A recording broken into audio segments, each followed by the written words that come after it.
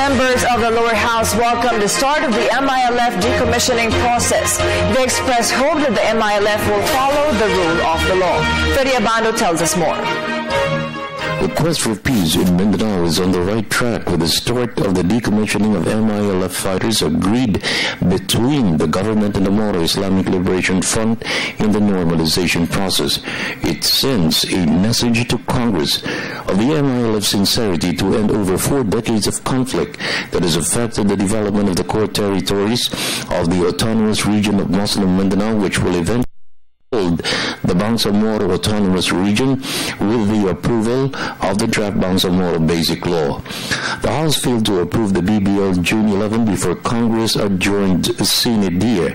Speaker Feliciano Belmonte bared before the break, the approval of the Bangsamoro Basic Law is a top priority for the House when sessions resume in late July. Majority of the members of the House will vote for the passage of the BBL, despite the expected interpolations that may be raised by a few who may be opposed to the BBL's approval. A great majority of the Luzon congressmen support the quest for peace to end the conflict that has left Muslim Mindanao mired in poverty. This is a very welcome development because in spite of all the adverse allegations or insinuations against MILF, they are showing sincerity.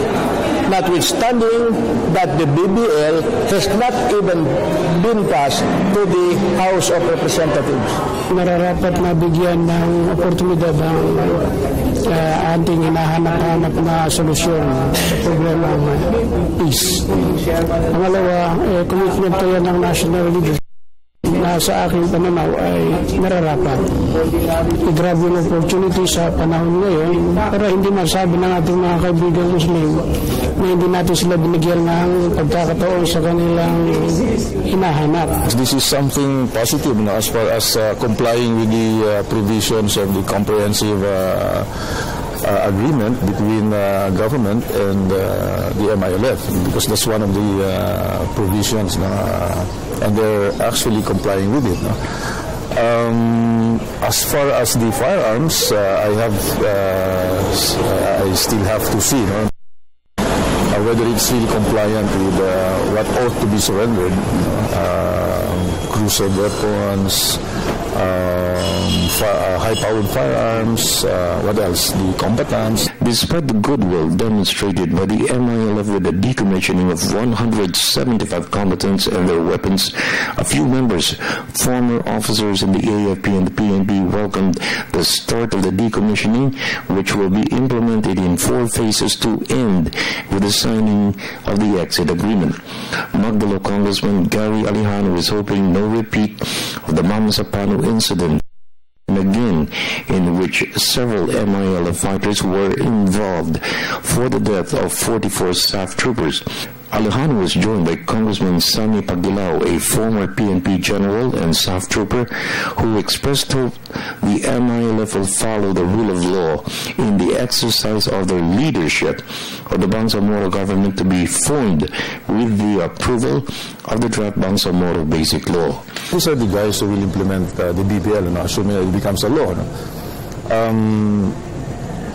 Our question now is, are they going to really enforce the letter of the law and the spirit of the law? Because this is something that we want to see. Although it's futuristic, nobody can read the minds of the implementers. But we've always been credited to, as a country, to have made the best laws and a lot of concerns, but we always fail in the implementation. It's not really the numbers. It's about their show or symbolism to their commitment to the peace process. But again, as I've stated, issues that are not yet cleared should have been cleared first, so that that ceremony would have been a very meaningful one, considering that we really wanted peace and development in Mindanao. For the People's Television Network, this is Freddie Abando reporting.